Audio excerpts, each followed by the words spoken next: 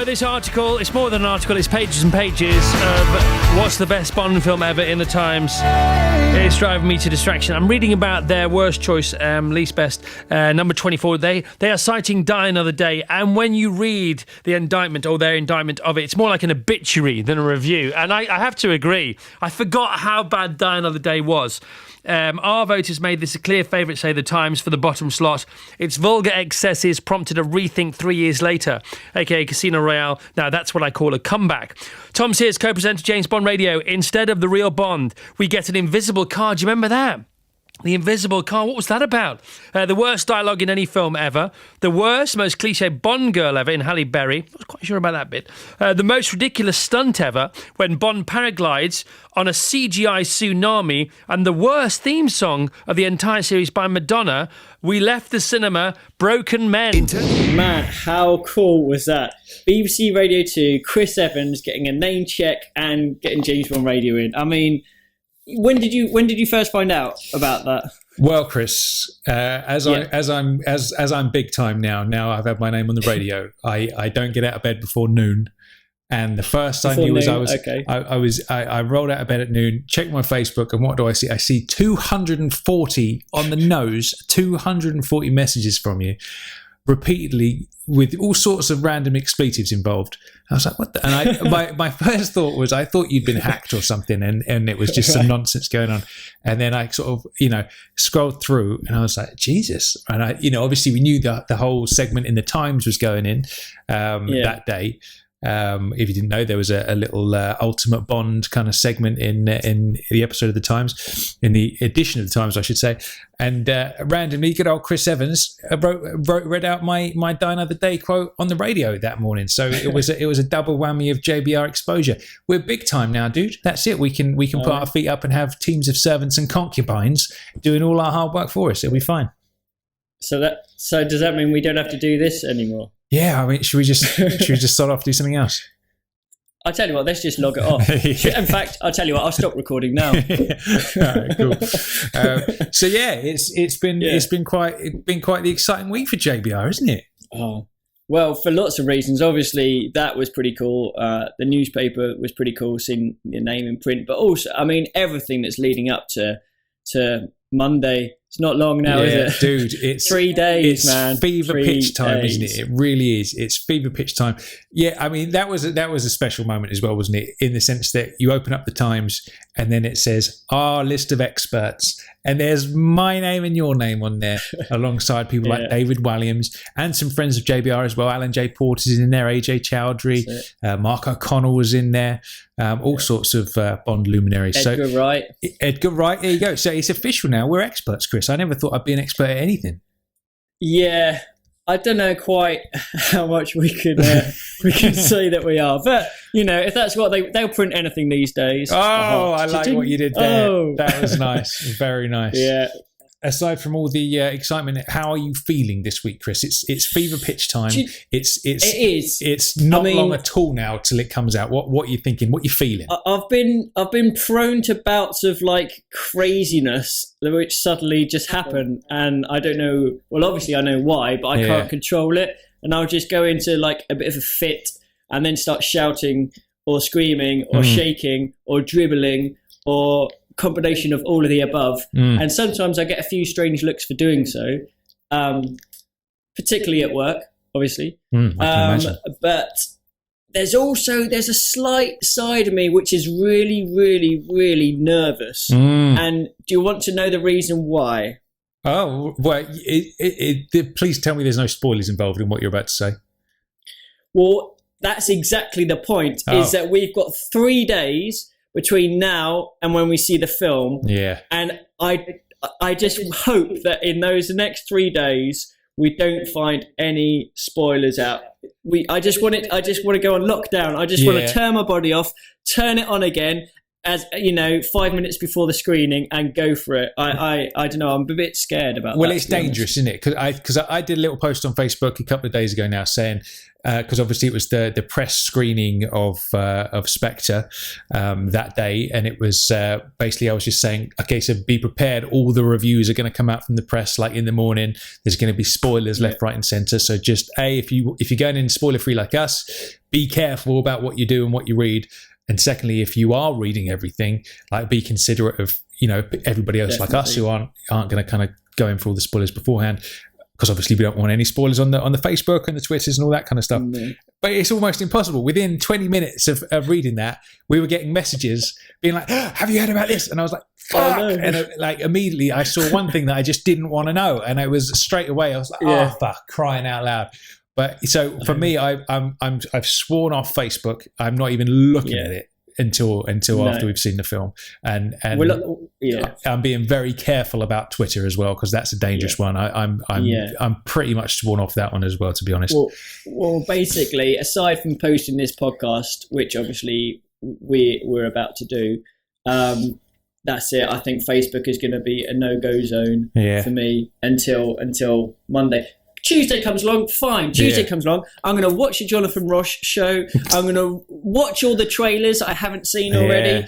Any interviews or snippets, I'm going to watch. I'm going to completely bathe in Spectre for like a week or two after the film. Just lap it all up, and then I don't care. Obviously, I won't spout out loads of spoilers for everyone else, because there's people obviously listening outside the UK who, poor people in Japan. They're not. I think when is it? It's like the 9th of November or something, or even later perhaps. I think it is. Maybe even the 26th or something. It's super late in Japan, isn't it? It's way later than everybody else.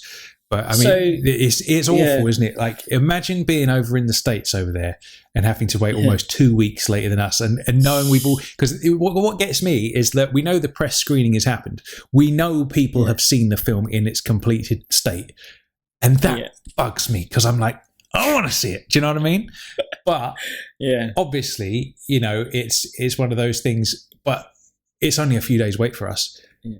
The Americans, bless them, and elsewhere, nearly 2 weeks they've got to wait after all the general public of England have seen it, and the British Isles, I should say, have seen it. That must be torture.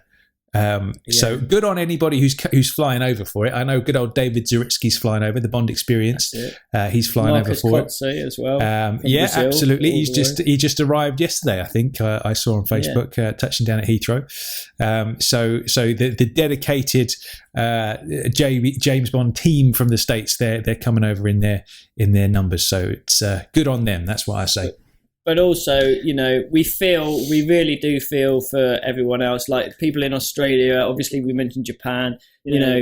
Just hang in there. Try and keep spoiler free if you can, and we'll obviously maybe we should do some sort of spoiler free posting on the Facebook after we've seen it, where it's just you and me standing there with either a smile on our face, a dead straight face, or a sad face, and then they can make their conclusions from that. Do you know what I mean? Yeah, okay. I hope it's a smiley one. That's all I can say. I hope so. I really hope so. But So I suppose we've got a little bit of news to announce today, haven't we, Chris? What's that now? Well, we're gonna start off with a little bit of bad news, unfortunately. There's going to be no JBR next Friday, which is a bit of a shame, isn't it? With all the Spectre shenanigans going on, we're just not going to find the time to be able to do an episode next Friday, sadly. So next week there will be no James Bond Radio. Oh. But do you want to hear some good news? I better do, otherwise I'm going to shit it. You're going to be sad, because I know we get upset when there's no JBR, don't we? So it must be worse for the listeners. But what we're going to do to celebrate Spectre coming out is we are going to podcast every single day throughout November, Chris. Every day. What? Every day? Yes. Every single day we're going to podcast? Every single day we're going to podcast about Spectre. It's going to be called 30 Days of Spectre. And every single day we're going to release an episode of JBR talking about different aspects of the film. How do you feel about that? I should have probably warned you about that, shouldn't I? Well, I haven't seen the contract. I didn't sign any contract like podcast every single day in November. I've got a life, How can I? Hold on. We produced a weekly James Bond podcast. Everyone knows we have no life. That, I mean? It's fairly obvious. We don't have to pretend anymore. It's pretty obvious. That was all up front, right? I'm going to move that to one side. Yeah, I mean, wow, excellent. Podcast every single day. I don't know though. Like, will that be too much? Will people like? Well, here's what the deal is. Obviously, it's not going to be a 3-hour plus episode every single day because that would just be ridiculous, wouldn't it? Thankfully. So yeah. So what we're going to do is we're going to be basically producing roughly a 30-minute, 40-minute podcast every single day throughout November, starting on Sunday, the 1st of November, all the way through to the 30th. So we'll be doing things like, talking about the stunts, talking about the story, talking about the plot and all that kind of different kind of segments. We're going to space it out over the whole month. So everybody has something to listen to every day throughout November, because if there's anything I've learned in my life as a Bond fan, around the time of a new Bond film, you want to talk Bond more than anything else for an extended period of time. So rather than just do one review podcast like we usually do, we thought we'd pull out the big guns and make it extra special. What do you think about that? Are you excited, Chris? Because I am. I mean, I can't wait. It's going to be great, because the other thing is, it just means that we're going to have to watch it several times as well, which obviously we would do anyway. But I love it. We'll break it down. We'll look at the totally different aspects. We'll look at this. The music, maybe the soundtrack, certain scenes, the pre-titles. We'll look at the villains, the henchmen. We'll do every little thing, and we'll do a podcast about every little thing. Yeah. But obviously, it's all going to be spoiler alert at the start, because obviously we'll be talking about it. So if you haven't seen the film, please don't listen to any of the podcasts until you have seen the film. Yeah. And then you won't feel bad, and we won't feel bad. Absolutely. I think what we might do is like one of the first episodes we do might be like a spoiler-free general feeling about the movie for our American cousins and all our friends overseas. Okay. That might be a nice idea, but I'm not promising anything, because I'll probably want to be talking about those. Yeah, I'm going to be wanting to talk about those spoilers immediately as soon as we know what's going on. So I suppose before we get into the meat and potatoes of today's episode, which is all about the Spectre build-up, how we're feeling, what we're going to be doing, and all that kind of nonsense, we should cover a couple of little bits and bobs. First of which, in the news of the non-Spectre Bond news, we had the new Steve Cole Young Bond book announced, didn't we? That's coming out next year. That's it. Yes. Comes out May 5th, if I remember right. May the 5th next year. So it's quite a long time away. If you think about it, that's it's 6 months, isn't it? 7 months or something. So the title is some good immediate maths there. It is. Isn't it? So the title was Heads You Die, which straight away makes you think, obviously, flipping a coin, gambling, perhaps stuff like that.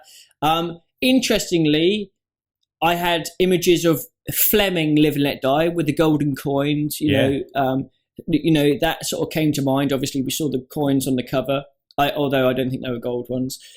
Obviously, gambling. So with Shoot to Kill, it was about getting his gun, when he had that sort of gun and all stuff like that, and building up all these little things. Maybe this is the story where he sort of gets into gambling and how that becomes a part of his future life, perhaps. Absolutely, yeah, interesting. That's something which maybe is...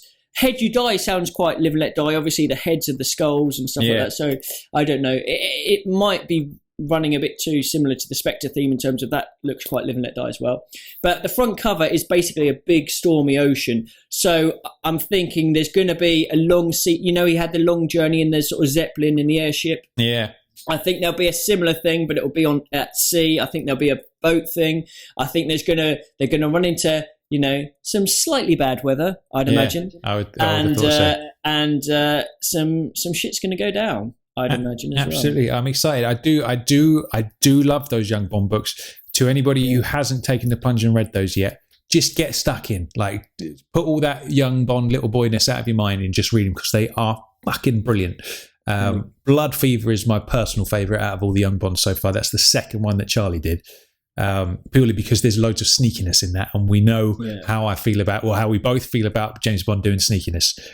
Whenever that happens, I'm very happy. But so that's some more young Bond for us coming up next year. That's May 5th. It's published in the UK. So hopefully we can get Steve back on to chat more about that. Obviously, he came onto the show to talk about Shoot to Kill. So hopefully we can get him back for that. Now, we should say, actually, that JBR listener Antoinette Michelli, we had a little report. She's a little bit under the weather at the minute. So we thought we'd send a little bit of get well soon best wishes to Antoinette. So should we do it? Should we do it, Chris? Should we do some best well I can't speak. Best well get wishes. Get well soon best wishes. That's what I was trying to say. There we are. Well, I hope you get better soon, Antoinette, and keep listening. And I think that will make you even better. Absolutely. So we should do some Bond trivia, shouldn't we? Ooh, what about the Facebook, Twitter website? Oh, yes. I'm glad you're here, Chris, because I can't read things in order. Yes, before we do some Bond trivia, make sure you come and join us on the Facebook page, which is just put James Bond Radio into the search box on Facebook. Come and join us on Twitter, which is at James Bond Radio. You can come and join us in the comment system over on jamesbondradio.com on any of the blog posts, any of the podcast episodes that we put out. There's a little comments area with some good discussion going on there. Good old Jack Lugo's been doing some great work with managing blog posts and stuff over there. Some interesting stuff to read. There was a great post about the Back to the Future day, wasn't it, this week? That it was the day that Marty went to in Back to the Future 2, and he wrote a little. It was a found script of Bond taking the DeLorean into the future, which was quite funny. And there was another one about how some advice for me about how I can control my bladder during the Skyfall screening, which was very useful. I must admit. Useful. Yeah, absolutely. So hopefully I won't run into any problems there. That was that particular post was written by Simon Woolley. So thank you for that, Simon. Good stuff. Right. And then finally, if you wouldn't mind coming over to the iTunes page, which again, if you just put James Bond Radio into the iTunes search box, or you can use a little shortcut, which is jamesbondradio.com/iTunes, and subscribe to us via that. And if you wouldn't mind leaving us a lovely glowing 5-star review, that really helps us to rank higher in iTunes and attract more listeners and all that splendid stuff, doesn't it, Chris? Indeed, it does. That's what we love. Cool. So is it time for Bond Trivia now? I'd say so. Before we get into the questions, based on the Bond trivia from last week, now, do you remember I mentioned with the line "shoot to miss" and Sam Smith's writings on the wall? Yes. We were trying to think of what occasions Bond actually did shoot to miss. Yes. And do you remember what ones we came up with? I remember there was obviously the shot in Living Daylights where he shoots Kara's gun instead of shooting her when he was meant to shoot her. There was shooting Valentin Zukovsky's knee because the skill was missing the rest of him. What else was there? There was another one that I didn't get. What was the other one? Yeah, I can't remember what the other one was. I'll get it in a second. But we've also had a couple of others. So Simon Godwin and Joe Allen both pointed out that in Man with the Golden Gun, when Bond is holding up Lazar with the gun, he purposely fires an inch too low to speak now or forever hold your peace. Did he purposefully shoot an inch too low, or was he just testing the barrel? Because he says it was the balance of the gun was different and all that kind of business. Yeah. But yeah. I think he was aiming it at his groin, and if the barrel had been right and the gun had been weighted properly, I think he would have hit the target. But because obviously the gunsmith knew he was going to miss, I think. Cool. And also it was a case of he wanted to get information, so he'd just make him shit scared by reloading. Fair enough. Imagine getting shot in the cock and balls. How horrible would that be? Oof. That would not be nice. And also we had another one. Stephen Wadsworth pointed out in your favourite film, Die Another Day. Oh, lovely. When if you can remember, it's been quite a few years now, but when he was doing that virtual simulation thing around the office with those Oakley glasses or whatever, there's a point where M's being held by one of the gunmen and he shoots M in the arm purposefully or not to kill her. But he shoots to miss her. Okay. Him, I guess. Yeah. Okay. Interesting. All right. Good stuff. Yeah. So the other one was the pheasant in Moonraker. That was it. Good stuff. Yes, you missed, Mr. Bond. Did I? Yeah. I like that. Yeah. Nice. Cool. All right. Cool. So my question of the week, Mr. Christopher Wright, is and I randomly happened upon this. I didn't actually know this myself, but I randomly happened upon a just a random blog article, and I was like, "Oh, I didn't know that." And I thought, I wonder if Chris knows this. I'm going to use this for the question this week. So, my question to you, Mr. Christopher Wright, is: yes, which early '90s teen TV star narrowly missed out for the role of Christmas Jones to Denise Richards? That's which early '90s teen TV star narrowly missed out for the role of Christmas Jones to Denise Richards? Any thoughts on that, Chris? I'll have to go back to my early 90s days and think about what I was watching on TV, and then and see where I go from there, I guess. That's a good question. I like it. All right, very good nice. question. So mine to you is a nice, easy one in a certain way, but also potentially a longish one. My question is, in which Bond films do we hear the title of the film within the movie? It's going to be quite There are going to be quite a few. You can list through them. We've got plenty of time, but that is a question, and I think you'll get it, actually. All right, good stuff. I'm thinking about it. I think it's pretty much all of them, but I'm just going through them in my head, and I'm like, okay, yeah. All right, cool, interesting, good nice question. Righty ho, then let's run a bit of theme tune, and then we shall get cracking. Who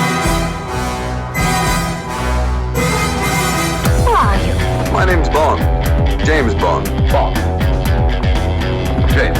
Bond, what do you think you're doing? Keeping the British hand up, sir. Welcome to James Bond Radio. News, reviews, and discussion of all things 007. Pussy. As you can see, I have no problem with female authority. Oh, pipe down, 007. You expect me to talk? No, Mr. Bond, I expect you to die.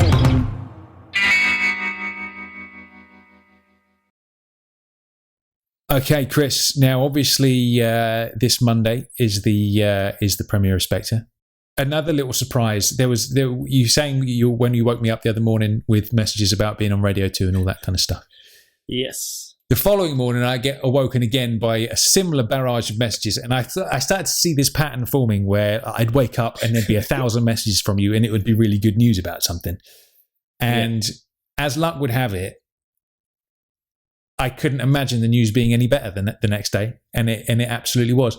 So what our news is, and don't worry about this because it's all going to be all right. It's already been arranged and it's all right. But thanks to JBR listener Rory Cooper, God bless your heart, my friend.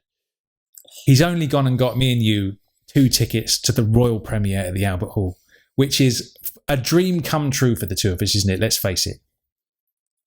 Like unfreaking-believable. Tickets to the premiere. It's almost it's a bit hard to believe, but it's gonna be so amazing. Yeah. We're obviously going to be dressed up to the nines every way as we were originally planning, but now we're also going to be treading that little fine red carpet going down towards the Royal Albert Hall, perhaps brushing shoulders with Danny Boy. Well, we should. He's going to have to be careful, old Danny Boy, because with you and me on the red carpet, things could turn a little bit sensual, couldn't it? A little bit of a JBR sandwich with Daniel being the meat in the middle of our 2 slices of bread. There could very well be some shenanigans going on there for sure. Do you think he'd mind though? He loves dealing with the fans, Chris, doesn't he? He loves it. You always see him posing in photos, smiling. He loves it, doesn't he? He does, yeah. I think we'll. It's going to be interesting. I mean, it's going to be freaking amazing. I still can't wait, and I still can't quite believe it yet. No. And I guess until we have that first foot on the red carpet, I'm still not going to believe it. Yeah. It's like you just don't know, do you? I mean, but just think of the just the pure energy that's going to be around that evening. The excitement you're going to have. Obviously, like hordes of journalists, photographers, everything like that. You're going to have loads of people just watching anyway to see everyone turn up.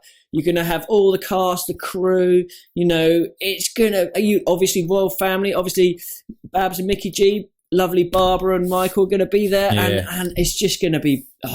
It's going to be an epic, experience. So, do you know what?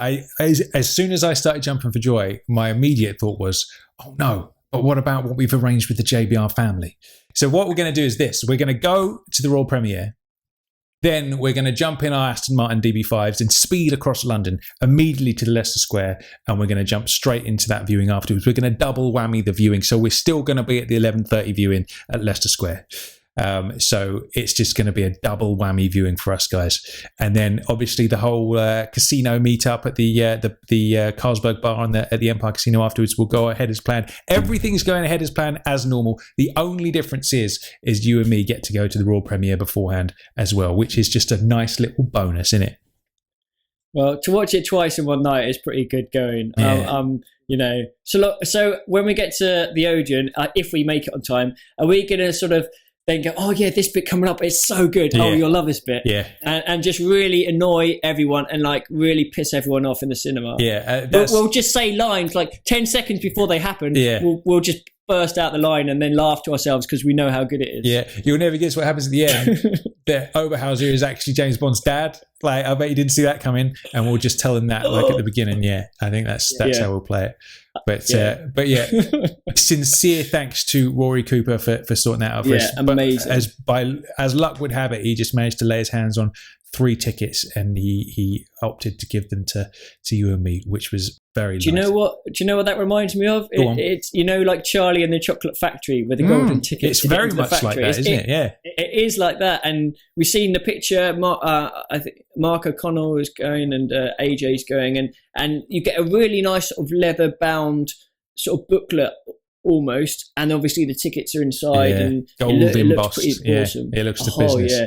But also, prior to that, we've still got the drinks going on, the catch-up sort of in Covent Garden. So we'll be there from about 1:30. And what's the name of the place we're staying? That afternoon, Monday afternoon, from 1:30, we'll be at Scarlett's in Covent Garden just for a lunchtime Bond fan meet-up. So make sure you come along to that, and we'll hang out, have some lunch and chit-chat and soak up the atmosphere. And then I think a bunch of people were planning on going just to scope out. I mean, we were going to do that anyway, just to go and scope out the premiere and see what's going on and soak up the atmosphere. So we'll kind of do all that stuff as well. So 1:30 Scarlett's in Covent Garden, and then Leicester Square showing at 11:30 p.m. And then immediately after that kicks out, everybody will be in the 24-hour bar at the Empire Casino. I think it's called the Carlsberg bar or something like that. And we'll be there until the sun comes up discussing Bond. So amazing news. I couldn't be more excited for Monday, man. How about you? Well, Simon Woolley's the thing about the making sure you don't pee yourself. I think we're going to have to take a printout of that just to have on board, so we know exactly what to do. You don't want to miss a second of it, but I think the excitement is going to cause a little man wee to come out. A little bit of a trickle. Absolutely, it depends on how good the film is. Now, speaking on how good the film is, I should say this is going to be like obviously we don't know any spoilers really at this point, so this is going to be a spoiler-free episode. There will be some speculation, I'm sure, as we talk about what we want to see from the film later, so we will label that as usual, don't worry. But what I will say, and again, this is totally spoiler-free, so don't worry, the press screening for Spectre was this Wednesday just gone, and I saw a couple of the preliminary sort of one-liner reviews on Twitter from all the press people filing out afterwards, and it's almost universally positive. Everybody's saying it's fucking amazing, basically. So that's a good sign, wouldn't you say? I mean, it's great. I think I remember.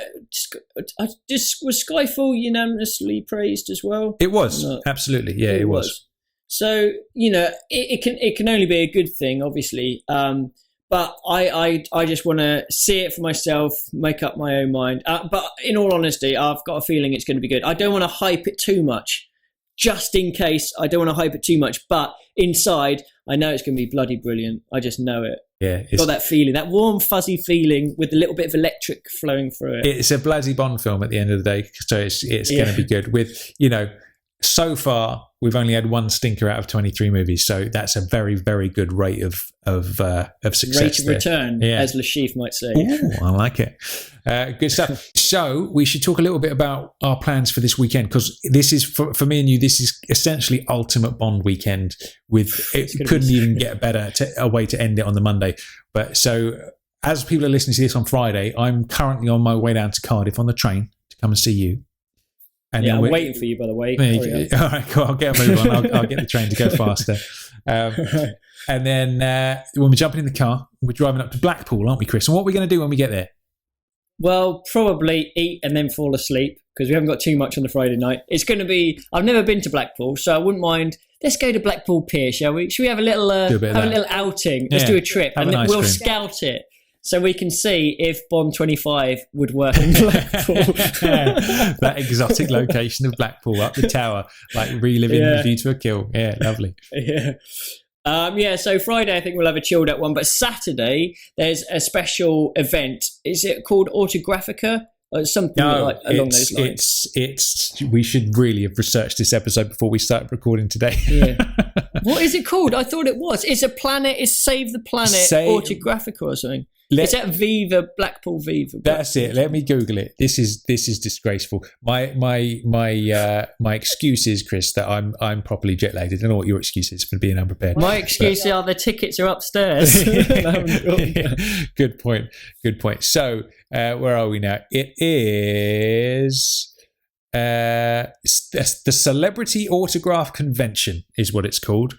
And basically there is a shit ton of Bond people showing up. Now, this one kind of flew under the radar a little bit, didn't it? Because I didn't hear about this until like literally a few days ago. Basically what it says, Celebrity Autograph Convention, an incredible lineup of Hollywood A-listers and cult movie stars from the past and present will be treading the red carpet at Viva Blackpool at a brand new debut event, and it's your chance to enjoy a once-in-a-lifetime chance to meet some household names and all-time greats. Now, so that's where we're going. Now, what made us immediately leap into action is that good old George Lazenby was going to be appearing, and we were like, let's go and meet some George. Let's go and get some George action. Get him in a JBR sandwich. But sadly, he's cancelled last minute. So George is off the table, sadly, which is a shame. But we were very excited about meeting George. Now, in terms of the Bond girls who are going to appear, there are tons of them. So who have we got on the list, Chris? Can you remember? Well, we've got the Bond girls, obviously, that we interviewed recently. Both Martine and Caroline are going to be there, so it'd be lovely to have a catch up with them and see and we'll just have a chat again. They were both really, really nice. Yeah. We've got quite a few. Miriam Diabo, who you met obviously from the Living Daylights thing at Pinewood, is going to be there. Mary Stavin is going to be there. I mean, there's tons. There's like quite a few from Octopus is going to be there. Yeah, obviously Maud Adams is going to be there. I mean, Christina Wayborn is going to be there. Nikki Vandersil was going to be there, but unfortunately she can't make it now. But yeah, I mean, there's going to be, you're looking at least Madeline Smith is going to be there. She's lovely. She's really, really nice. So you're talking, Bond girls going way back as well. So it's going to be amazing to meet up with all of them. So, Ultimate Bond girl day. Yeah. So we're gonna be hanging out there and meeting some Bond girls, which will be good fun. So that's Saturday in the bag. That's Bond event number 1. Then we're driving back down south, and then the next day we're driving in towards London. And we're going to be going to obviously the On the Tracks of 007 party at the Pinewood Hotel with all of the Bond luminaries from all the different kind of Bond fan sites, and Terry Bamber's going to be doing his one-man show. Cue the music, obviously performing. That'll be good. And everyone's going to be there. People from CommanderBond.net and MI6 and all those kind of websites, they're all going to be there. So it's going to be a cool Bond festival funness, if there is such a thing. And of course, some of our listeners are going to be there as well. So that's going to be fun. So that's day 2 in the bag, a wonderful celebration. And we get the chance to see Cue the Music live for the first time ever, which will be lovely. Nice one. Then Monday, obviously, we're going into London. We've got the Royal Premiere at the Albert Hall, Chris. Then we've got the screening at the Leicester Square immediately after. We've got the... It just gets better and better. We've got the meet up, obviously, in Covent Garden in the afternoon, and the late night sort of drinks and chat till God knows what o'clock at the casino. So that's Monday. And then what's happening on Tuesday? So Tuesday, we've got, the morning is probably going to be a bit of a recovery session. I think we could possibly do a catch-up drink session Tuesday afternoon. I think Tuesday afternoon is not too bad, but Tuesday evening, we're going to a book launch. JBR listener AJ Chowdhury and his co-writer Matthew Field both wrote a book which we mentioned on the podcast a few weeks ago. Some Kind of Hero. It's called exactly, some kind of hero, which we all know is a line again from your favourite film. But no, it sounds like really good. I think it's going really detailed into the whole Bond film world, how certain things come about. There'll be a lot of information in there, which I think not many people are aware of. So so it'll be really great. It'll be good to catch up with AJ again, and obviously have a little bit of a mingle at the book launch. Absolutely. So it's 4 days, Jake. I nearly called you James. My brain is in a whole different place today with all this jet lag. I'm just going to start calling you James out of excitement now. That's fair enough. Yes. So it's going to be 4 days of Bond excitement for us. Saturday, Sunday, Monday, Tuesday. I couldn't be more excited, man. I'm well up for it. How are you feeling? Are you pumped for it? I think, you know what? 4 days, that's 4 days of pretty high energy stuff. And you think to yourself, can I take it? But I think every time you turn up at a new place or whatever, you're just going to get that energy rush, that surge of excitement, and you'll just be fueled. I don't even know if we'll be able to sleep properly, to be honest. Yeah. Particularly, obviously, Monday night, we're going to be staying up late. So when we go to this casino afterwards, are we going to be doing a bit of chemin de fer, if they have it? Or perhaps Texas Hold'em, perhaps craps, perhaps... blackjack. What's the plan? To be honest, it's been a lifetime ambition of mine to walk into a casino fully suited and booted with a dicky boat, and just go in there and go Banco, and then sit down, and then just play get around. Wiped out. Yeah, chances are I won't know what the fuck I'm doing because I'm rubbish at cards. Yeah. But it'll be more like the Austin Powers thing, I'll stay. I like to live dangerously and all that shit. That's probably how it will actually end up. But that's just been a sensual fantasy of mine for years. So it has to happen. I thought to myself, a casino, there is no better place to hang out in after seeing the new Bond film. So I think it's an appropriate setting. And for a casino, it's actually very reasonably priced as well. So we can thoroughly enjoy ourselves that night. I'm definitely going to get stuck in with a bit of gambling. How about you? Yeah, well, it's got to be done, hasn't it? I think we have to get a few sort of sneaky shots, a couple of, just across the table, thrown down some gaming chips in the tux, nice like martini or Vespa or something next to you. That's going to be so good. If Plenty O'Toole shows up, we'll be happy men. I'll palmer off on you, Chris. You're a single man. You can deal with all that stuff. But I'll happily just have a little look. I'll just have a little look from a distance. You'll just be waiting by the swimming pool to get your eye. That's it, yeah. Wait for her to come flying out your hotel room. Lovely. Good stuff. So I suppose now we're going to be talking about the actual, what we want to see from Spectre and all that kind of stuff. We should do a little SPECTRE-lation warning. Again, there's only a couple of things that we really know anyway, but it's going to be SPECTRE-lation from here on in. So if you want to avoid the SPECTRE-lation, then skip forward to... 1 hour, 18 minutes, and 5 seconds. Right then. We're in the naughty door. We haven't had a naughty door in a while, but here it is. We're inside. It's all cozy and warm in here. I'll tell you that right now. So, Chris, tell me how you're feeling about Spectre. Are you excited? Are you nervous? Are you worried? Tell me how you're feeling. Okay, if I had to say it in one word, it would be sort of there's 2 words. I would just say excited or enthusiastic, or basically it's all positives at the moment. I think it's going to be amazing. I really do. I think there's so many. The recipe is just so right this time in terms of what we know so far. Obviously, neither of us have read the script. We don't know anything like that. But from what we have seen, from the little snippets that we've heard, I just think this is going to be a complete 100% banger. And straight away, it's going to be right up there. But I've always got that little voice in my head that says, don't think like that, because, what if it's not that good? Or if you think like that, you can only be disappointed. Or, there's that little thing which is going like that. But then I'm like, well, fuck it. It's going to be good. So, and it's you got to weigh that balance up, I think. Totally. For me, I think... when we first saw Skyfall, we saw that together, obviously, didn't we? And we came out and we were disappointed with Skyfall immediately after. We both of us were like, oh no, that wasn't what we wanted. And obviously, as they always do, they always grow on you after a while. And I obviously feel better about Skyfall than I did that night. But I think what kind of I wanted from Skyfall is what we're going to get in Spectre, in the sense that I was like, okay, we've had the whole becoming Bond story with Casino and Quantum. Now this is like the first big like Bond adventure kind of thing. Yeah. And I wanted the whole kind of Quantum thing to take a next level and become this big organization. And I wanted like, you know, obviously they couldn't legally do it at that point, but like I wanted like an equivalent of a Blofeld or just some sort of Bond-like evil organization. And we didn't get any of that. And it was like, I feel like Skyfall was a film on like a smaller scale. It was very much sort of based around London and all that kind of stuff, which was great. You know, I enjoyed that. But I was hoping for something like a bigger scale Bond film than that. And I think that's why I was a bit like, nah, that wasn't quite what I was looking for with Skyfall. Now, obviously what we know about Spectre, that is precisely what they're going for this time. So I think I'm just, like I said, when we first watched the very first teaser trailer, and you've got Christoph Waltz in shadow saying, "Welcome, James. It's been a long time, and finally here we are." I'm just getting tingles. I did. I just got tingles when I said that, right? And I'm like, fuck, I have wanted this storyline.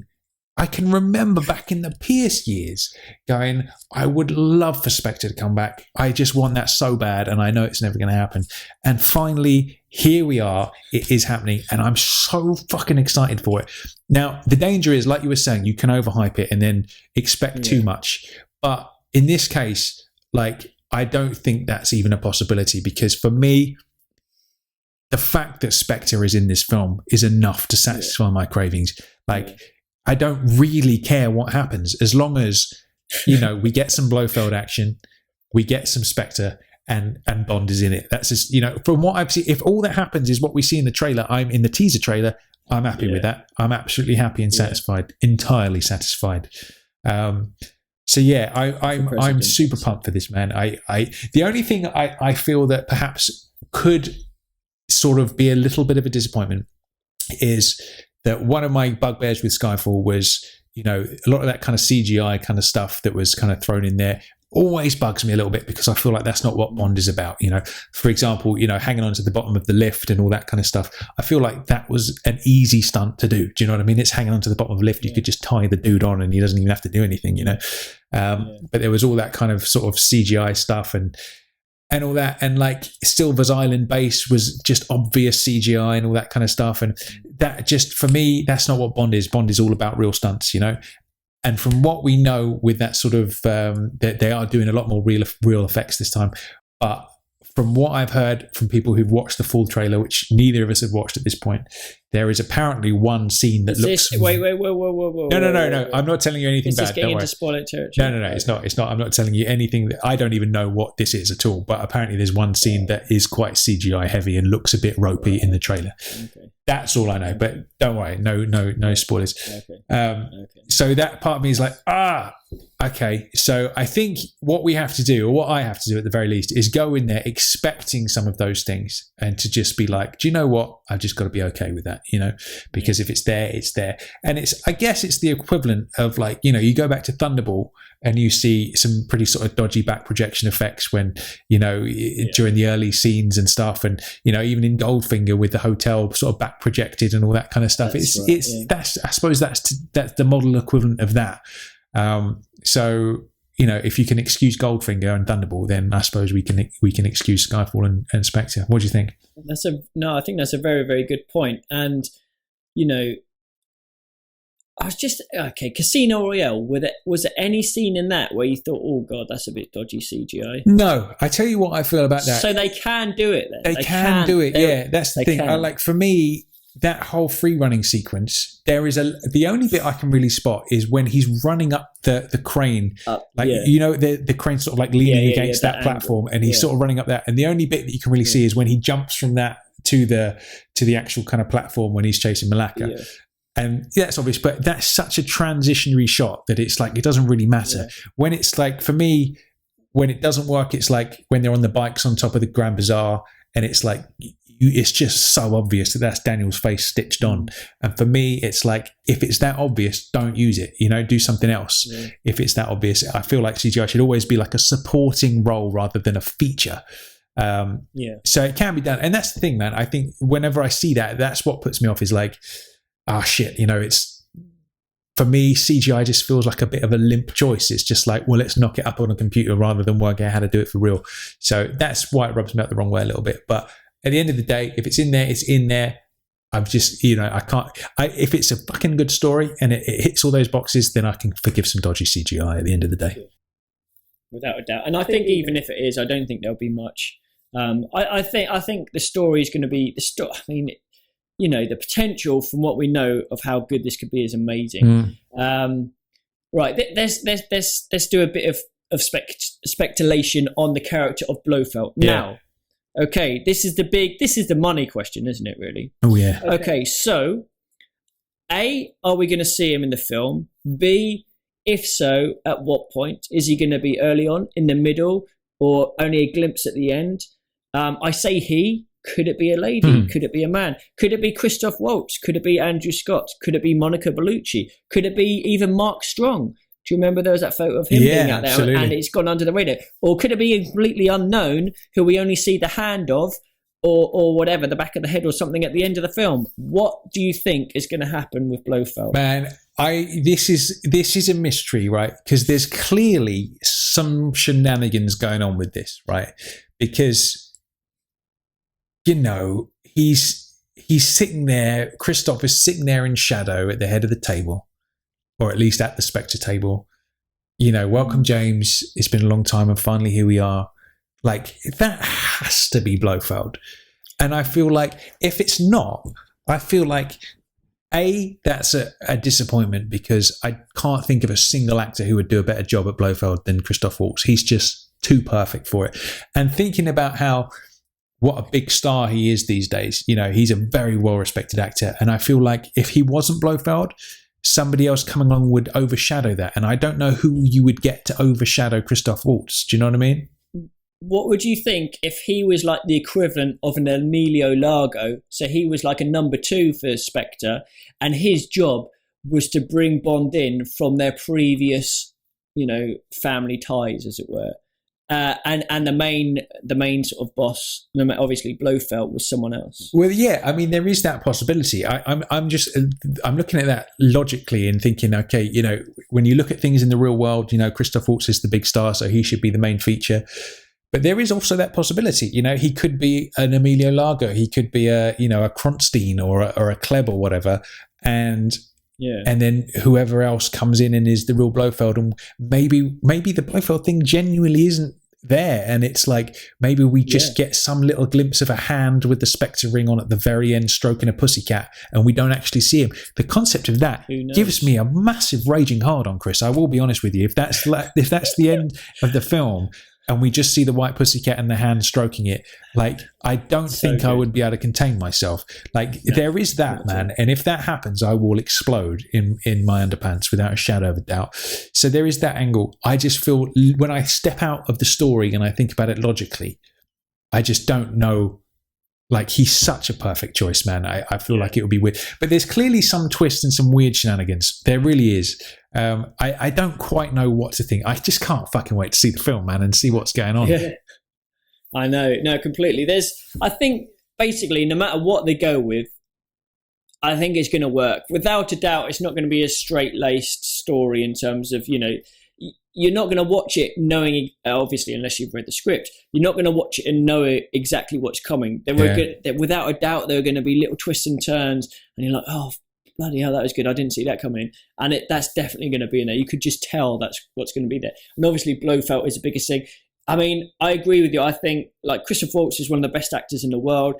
Perfect for a portrayal of Blofeld. If it's him, absolutely amazing. If it's not, great. They've kind of pulled the wool over some eyes, and whoever ends up being it will be great. They'll do it right. No matter what, they'll do it right. I just can't wait. I just can't. I think my worry was with the whole, remember in the first teaser you had that sort of burnt out photo with Bond stood next to maybe his parents or whoever that was meant to be. My worry was that they were going to do some sort of cheesy Star Wars thing, or, you know what I mean, I am your father, James, or something like that. Or, do you know what I mean? Or like that Blofeld is his long lost brother. And I'm like, that's so walking on the tightrope of cheesy that I was worried about that. But that still might be the case. I don't know. But from those preliminary reviews just total non-spoiler general saying thumbs up, it's brilliant.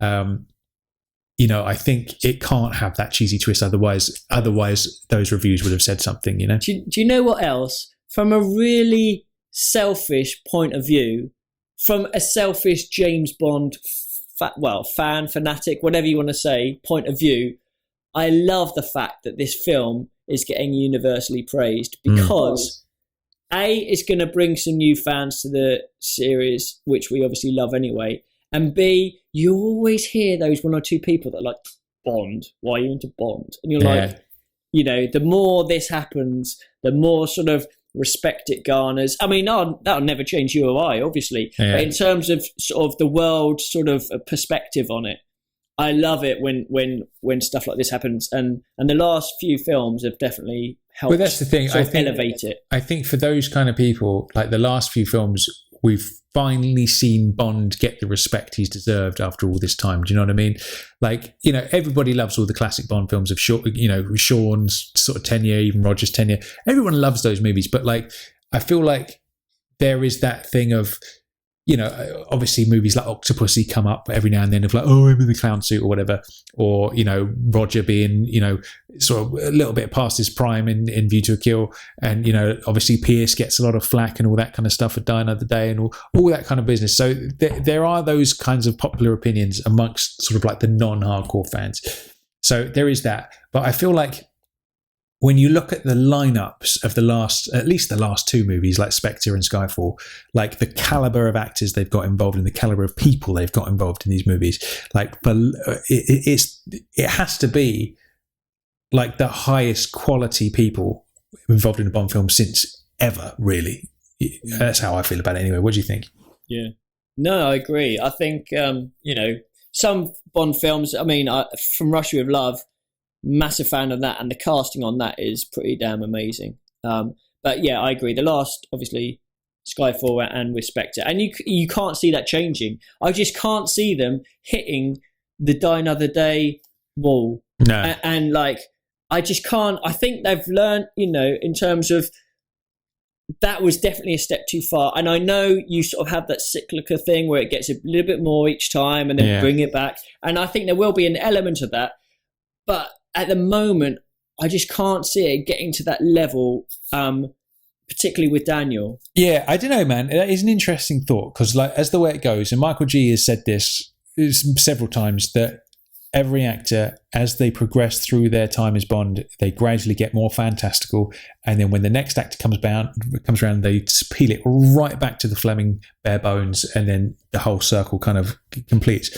And if you look at all of the long-running Bonds, that's kind of how it's been. Sean compared Dr. No to Diamonds, or Roger compared Live and Let Die to, I suppose Roger was a funny one in the sense that he went crazy, then sort of peeled back a little bit in the middle and all that kind of stuff. Pierce definitely.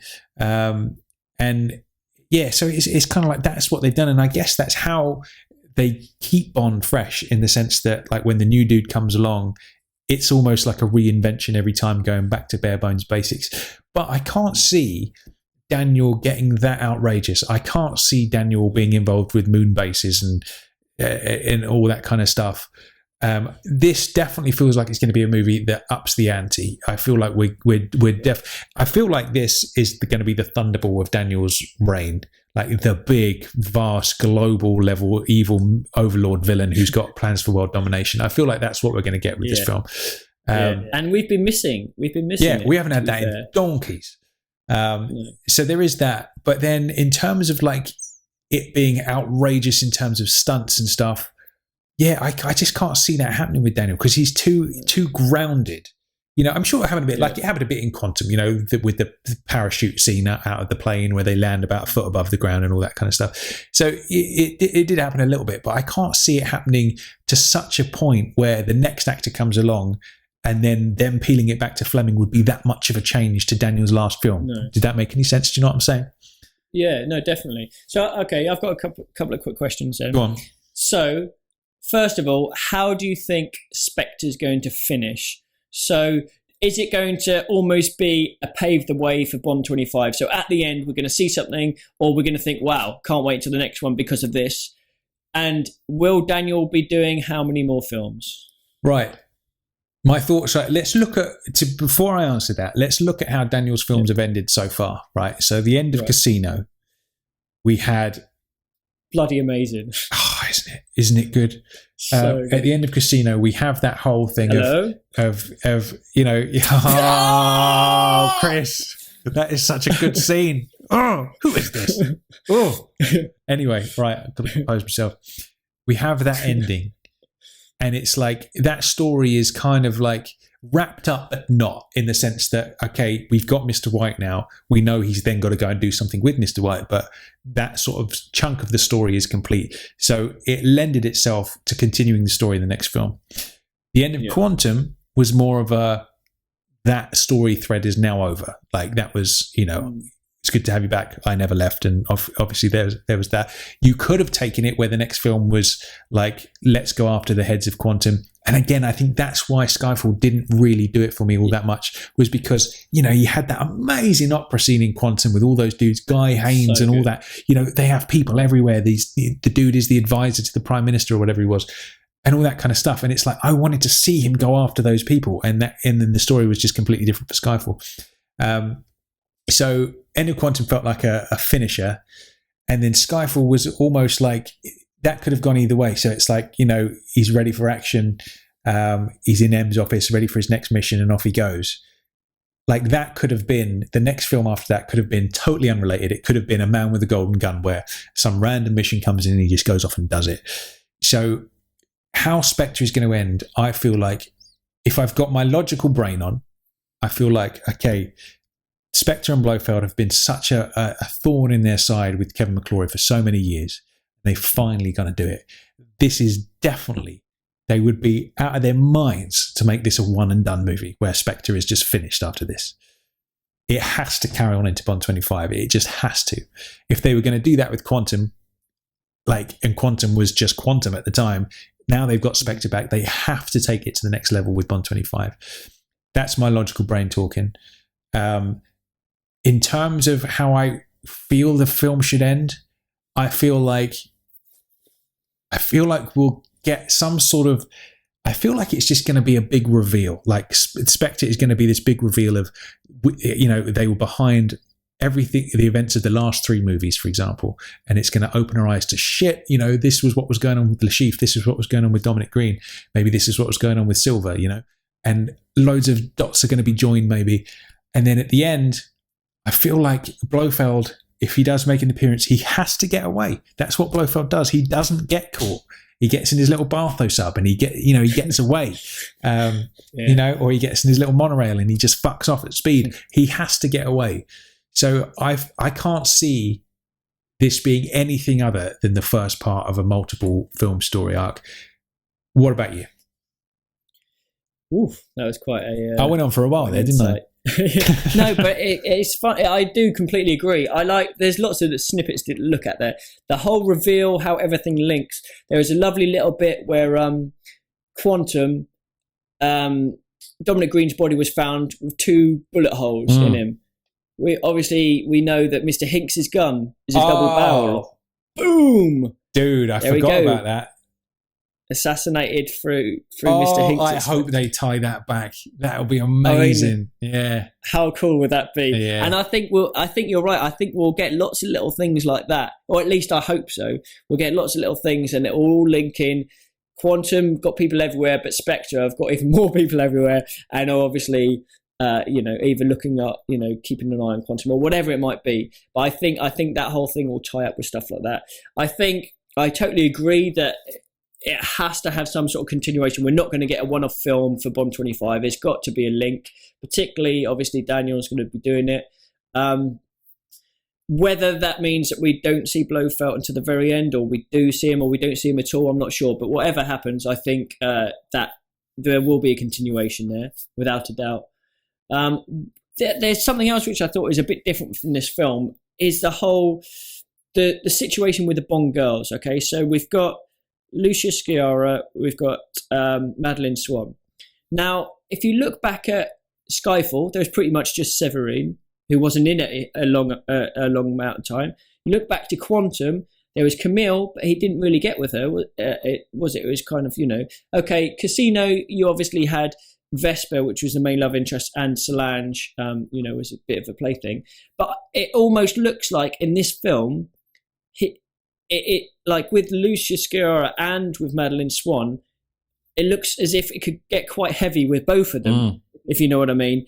And you can tell that both of them they're not just, window dressing. They're both going to be in it for quite a long time. I imagine. I haven't seen the script. I don't know. But I think it'll be interesting if he has really strong relationships with both of them, even though perhaps the Lucia Sciarra character is obviously, a bit of a femme fatale or villainess or whatever she turns out to be. And I think that aspect of this story is going to be really strong. At least, again, I hope so. But that's kind of what I'm thinking anyway. Yeah, I feel like if Skyfall was Daniel's Goldfinger, then this has to be his Thunderball. So in a sense, we've known before they've modelled previously successful Bond movies. For example, Spy Love Me was totally modelled on You Only Live Twice, for example.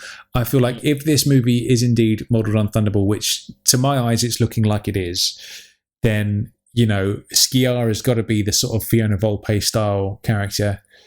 And, Léa Seydoux, in a sense, from what I know, I think she could be sort of like a Domino type in a sense, but perhaps a bit stronger than Domino. I don't know. Yeah. I'm so intrigued, man. I just cannot wait to see this movie.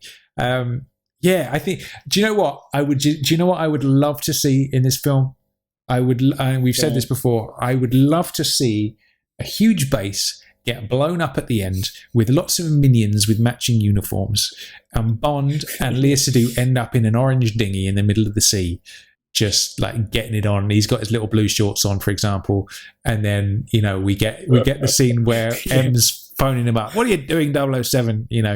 And I'm just getting my underwear, sir. Something like that. Do you know what I mean? I think that for me would give me a huge grin on my face. I don't think we're going to get that, but I would like to see that. No, yeah, I don't think it'll be quite like that. But I think there's going to be some pretty big sort of scale action in terms of what's happening. Yeah, but I do think even though I think Spectre's going to be huge, I still think Bond 25 is going to be as big, if not bigger, in terms of which I guess is what we've been saying, isn't it? In terms of how it's been progressing and stuff. So I guess this is why this exact conversation is why it's so much better not to watch all of the trailers, to try and read everything that you can, read the script, anything like this. It's so tempting because it's there and because you can get access to it. But doing that means that you can't talk like this. You can't speculate. You can't think, oh, amazing. Imagine if they did this. Imagine if they did that. Yeah. And that's a huge part of the excitement and the build up to a Bond film. And if you take that away, you're missing such a big, part of Bond, really. That's true. That's how I feel about that. Like in the sense that you could be like, right, I'm just going to go and live in a cave for the year leading up to the next Bond film, and I'm not going to read anything. And then you just go and watch the movie without knowing anything about it. And yeah, there's a definite argument for doing that. In the modern day, it's so difficult to go in completely clean without any knowledge whatsoever. It's more or less impossible to go in without knowing anything, unless you just disconnect from the internet, don't watch the television, and just don't have any media at all in your life. But I feel like the amount of enjoyment I get of just being like, oh, I wonder what's going to happen. And you just get that little tidbit, even if it's just like, here are the actors in the new Bond film. He's going to be called Mr. Hinks, and she's going to be called Madeline Swan. Yeah. And then immediately your imagination sets on fire of like, whoa, I wonder what they're going to be like. I wonder what they're going to do. And like, that to me is as exciting as the movie is itself. Like that just the speculation of what it might be, man, that is so much fun. And I feel like if you go in, and for me, going and reading that leaked script is a very unusual decision for me. As a Bond fan, I don't think I could ever do it. I don't think I was ever, when we talked about that happening with the Sony leak, we're like, oh, the script's out there, are you going to read it? Are you going to read it? I don't think that was ever remotely on the cards for me, because I know how I would feel. I would read that and I'd be like, oh, here's a new Bond, here's a new Bond. I would read it And as soon as I finish it, I'd be immediately gutted that I knew exactly what was going to happen, you know? And I think... Exactly. Yeah, I couldn't do it. I find it really interesting for those who have. I know Linda Zhu read it, for example, didn't she, when she spoke about it? And I wonder what that experience is like for those people that have read it, to be, whether that's made them more excited, less excited. I wonder, we're going to have to ask them basically after they've seen the film, like, exactly. How did that affect your experience? Because I'd be intrigued to know. Yeah, no, it's an interesting thing. Like, same as me, I could never ever do it. If I was given the script, I'd keep it, but I wouldn't read it until after I've seen the film, and then I'd see, they might have changed that little bit there. There's no way I'd read it before, because again, you couldn't do what we're doing now if you did do that. But it's definitely be worth interesting to see what they think. So I mean, it's just the hype. I do love the hype. I love the hype in terms of personal hype rather than what everyone else thinks. But it's going to be. I think it's going to be really good. What do you think? Did you hear those little snippets of the soundtracks that came out? Yes, 2 little I snippets did. That was on the same day the Chris Evans thing happened on Radio 2, wasn't it? It was Classic FM, I think, released a couple of snippets. To be honest, again, it's only 2 little snippets. I felt like it was just sort of more of the same from Skyfall. There's that little, I don't know what the instrument is, but it's some kind of stringed plucked instrument. It sounds like some sort of like, I don't know, like a Moroccan sort of guitar-y banjo type thing. It's like a dang-a-dang-a-dang-a-dang kind of sound. And I know he used that in Skyfall, and we've got some of that again in Spectre in those clips. Yeah, to me, it felt like, all right, it's more of that kind of vibe that we got in Skyfall. What did you think? Yeah, well, we got 2 pieces. We got very sort of contrasting pieces. So there was one which was called Donna Lucia, and Donna is Italian for woman. So obviously, woman Lucia, what have you. And it's quite a romantic thing, which is interesting because, like I mentioned previously, obviously Léa Seydoux' character is going to be involved with Bond, but the whole romantic thing with Lucia as well, which is. I like it. I hope that happens because I think that'll be quite an interesting slant on it. And again, it's very obviously quite Skyfall sounding in total. And then he had an action cue called Backfire. Now this actually used music from the Skyfall cues, from some of the Skyfall cues themselves. Actually incorporated it, which was quite interesting. And again, that obviously means that there's some sort of link going on. You know, that's what you would automatically sort of logically think.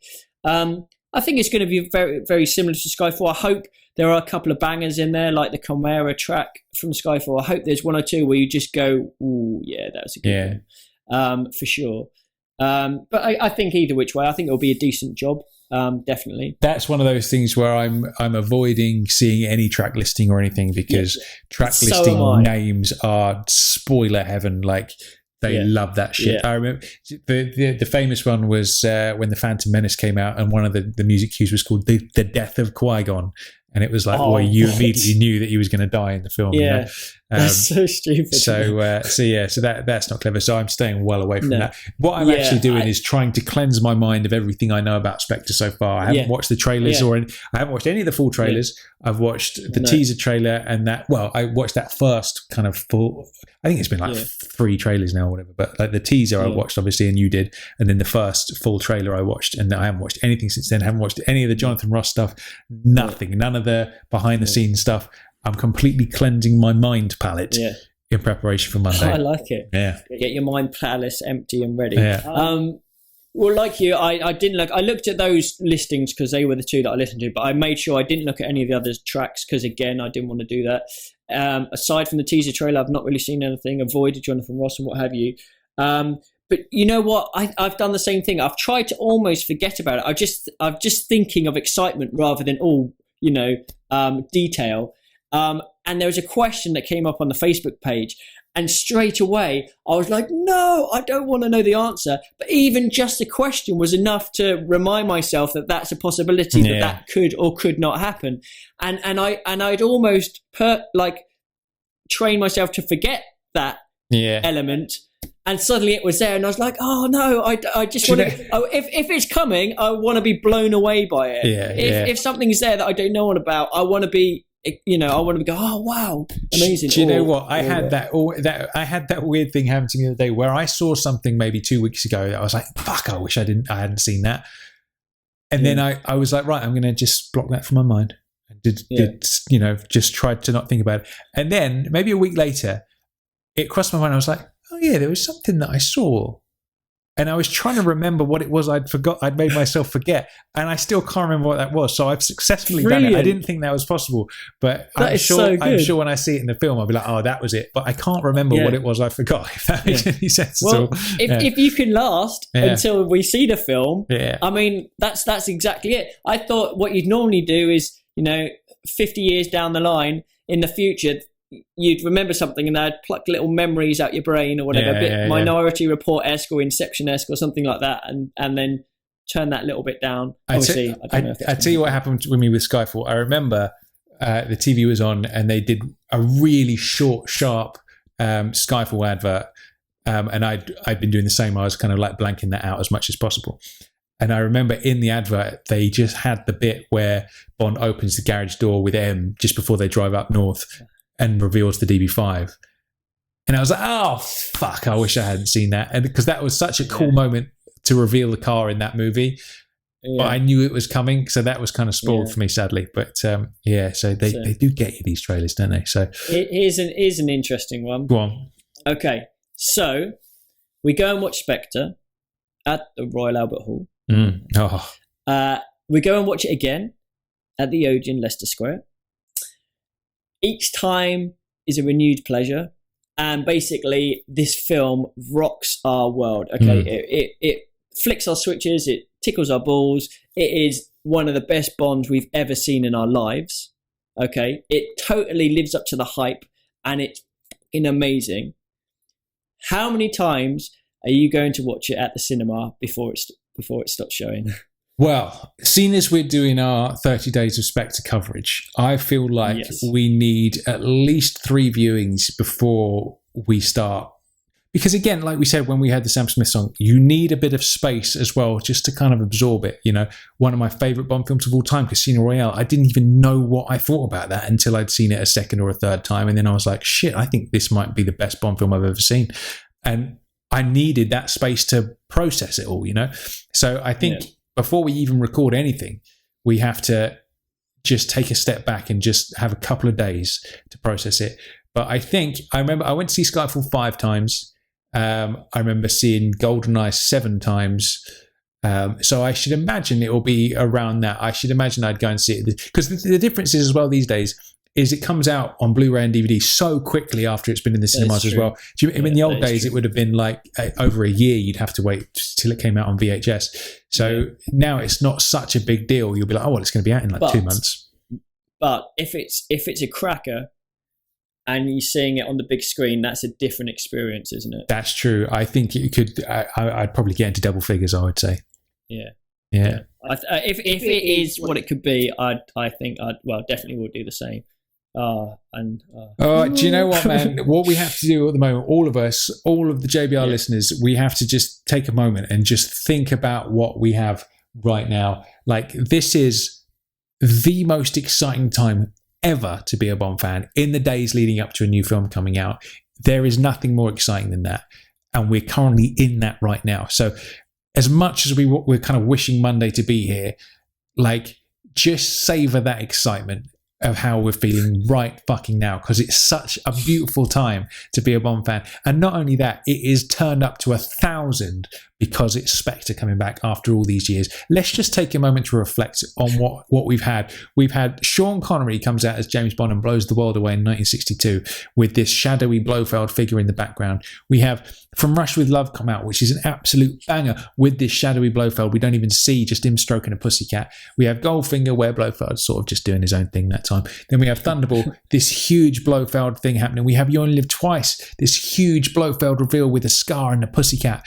And then we have On Her Majesty's Secret Service, where he kills Bond's missus after she gets married to him. And then we have Diamonds Are Forever, where Blofeld was a bit dodgy, I must be honest. But, still rad. And there was this build-up over all these movies. Well, I suppose that is official now, isn't it? Because they did mention it. you had this huge build-up of all of Connery's movies, Bond versus Blofeld at every step of the way, and then nothing happens. There's no payoff at all, and especially with George, that whole cliffhanger, no payoff whatsoever. And then finally, all these years later, we get that Connery going up against Blofeld. Fucking hell, over 50 years ago. And here we are, finally, we're going to get that payoff, or at least the setup for the payoff, which will happen next time, or even the time after that. I don't know. Oh, it's beyond exciting, Chris. If you could bottle it, you would sell it by the millions. Wouldn't you? Yeah. But also, it's just amazing how Bond fever grips the whole world. So I reckon you could be in a tropical rainforest tribe somewhere, but yet they'd still somehow find out something about Bond. Yeah. It is that big. It is that global. Everyone, it's just interested. Obviously, I mean, in terms of marketing, Eon, they're kind of a little bit partial to marketing when it comes to a Bond film.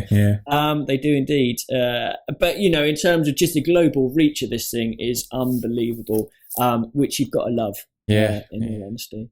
It's good times. Goodness me. So, one other thing which we forgot to mention earlier is when we do have our meet-up at Covent Garden, we're going to bring along a little recording mic. So what we're going to do, if there are any JBR listeners around, we're obviously going to chat and have a drink and say what we think. But what we'd like to do as well is get recorded people's thoughts prior to seeing the film and after seeing the film. So it won't be long, just 20, 30 seconds. What do you think you're going to be? How do you feel, and so on. And then when we come out afterwards, it'll be, okay, so what do you think? And that'll be quite nice just to get everyone's opinion and the overall feel for Spectre. And then obviously we can put one or two of those into the podcast as well. Yeah, absolutely. So it's going to be exciting times. I feel so sorry for everybody overseas, man, who has to wait so much longer than we do.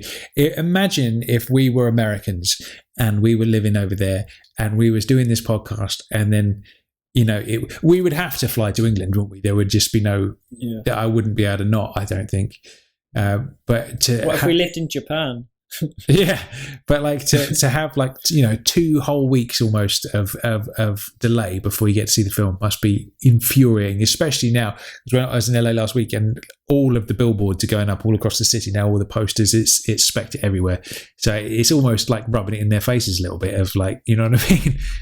It is, but and it's going to be tricky to avoid stuff as well, isn't it? Really, I mean, I reckon no matter what happens between now and Monday, I'm sure we'll hear something from somewhere. We'll go to one of these events or something, and there'll be passing conversation, and there's nothing you can do about it. I just hope it doesn't happen too much or at all if possible. But then obviously the longer it is until you see it, the more chance you've got of hearing something or seeing something, or maybe that cave is a good idea. Just hold yourself up for bring your little barbecue set or whatever, and a bit of meat, a slab of meat, and keep yourself warm in a cave somewhere for absolutely a couple of weeks. Yeah. So exciting times, man. Exciting times all around. So I wonder if I've got to Cardiff yet, because I'll be on the train on Friday. No, so I'm still in the car park, man. You haven't turned up. Can you just put your foot down on the train? I'll see what I can do. Good stuff. What you could do is run across the top of the train like an octopusy, and then you can get into the driver's sort of, do they call it a cockpit? I don't know, whatever it is in the train, and just move aside and then push that lever down. I'll wear my crimson shirt and black waistcoat with the frilly bits on, and keep my throwing knives at hand. Yeah, it'll be nice. Cool stuff. So I think that's about it for the bulk of today's podcast, isn't it? So exciting times for Spectre. I can't even put it into words. It just comes out in a noise. So JBR fans everywhere, we salute you. Good stuff. It's going to be great to meet you all on Monday, and it's going to be an ultimate day of bondage without a doubt. So, shall we answer our trivia questions of the day, Chris? I think we should. Yeah, it's hard to get down from the Spectre high, isn't it? But it's got to be done. It's got to be done. Okay, so all right, it was your trivia first, wasn't it? My question of the day is, Christopher Wright, which early 90s teen TV star narrowly missed out for the role of Christmas Jones to Denise Richards? Now, I must admit, I've there's a name in my head, and I don't know where I've heard it from, and I don't know if it's this person or not. Okay. But in terms of 90s teen TV series, aside from a couple of, we're talking beyond Grange Hill, so a little bit past that. Because I don't think...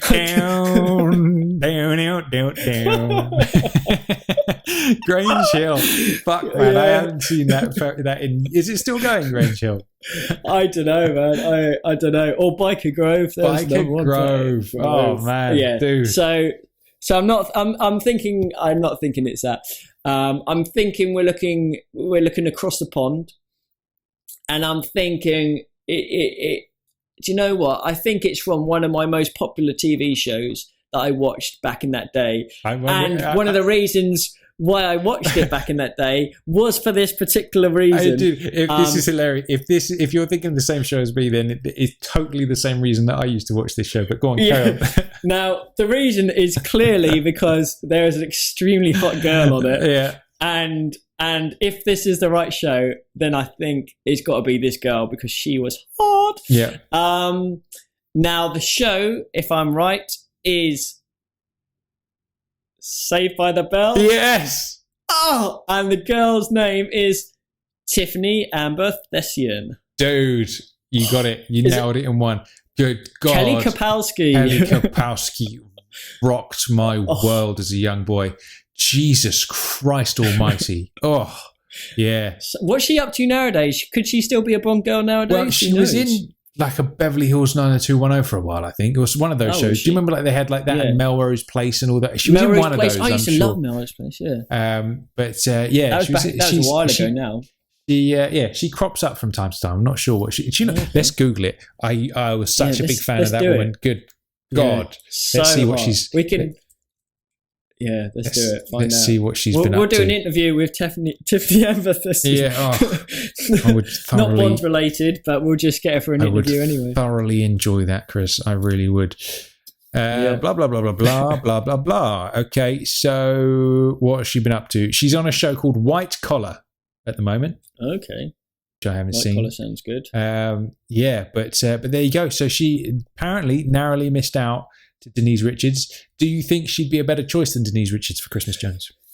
I would like to have seen it. I would have gone to the test audition for numerous reasons, but no, I think Denise Richards. She gets a lot of slack. I guess for certain good reasons, some people might say she looked great though. Denise Richards. And I guess it was that role that was tricky because you didn't associate her type of person with someone of that, caliber. Shall we say? I think Tiffany Amber Thesian might have pulled it off, perhaps. I think, to be honest with you, the character of Christmas Jones, I think they were obviously looking for that sort of like all-American hot bird, weren't they? So if they were looking at Denise Richards and her, like that's what that is. I suppose the only way you could really carry off the character of Christmas Jones and do it really well is if you used like a real, almost like a Sophie Marceau type. Do you know what I mean? Which I just put her in every role, Sophie. Good Lord. But do you know what I mean? Like that sort of classy, sort of European vibe, rather, for that sort of character. I don't know, but yeah, I would happily have seen her in that movie because Kelly Kapowski rocks my world.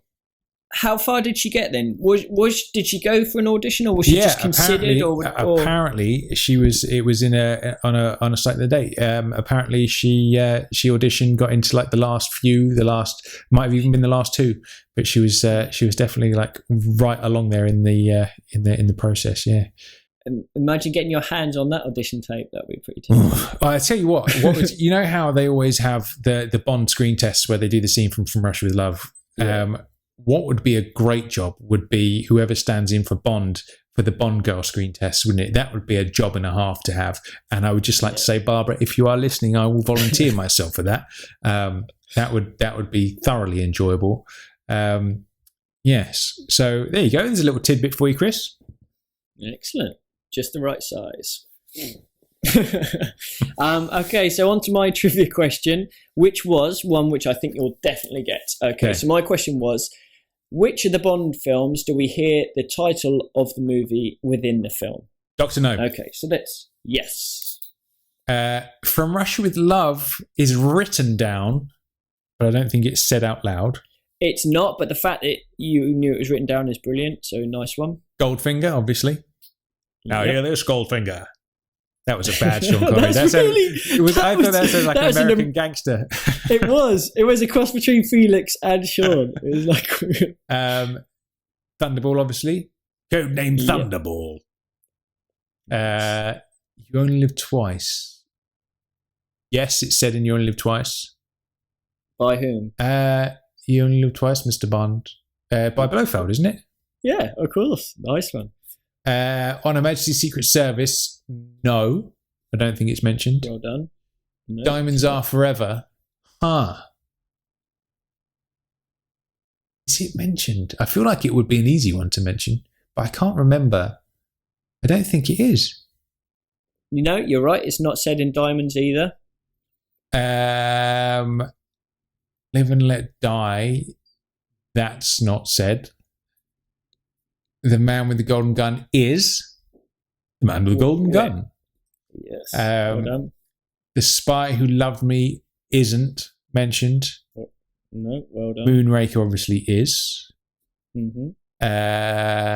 For Your Eyes Only, that is. It's a woman saying it to him. I can't remember who says it to him now, though. Towards the end of the film. It's probably Melina, isn't it? Yeah, that's it. Yeah, okay, very nice. Octopussy, obviously.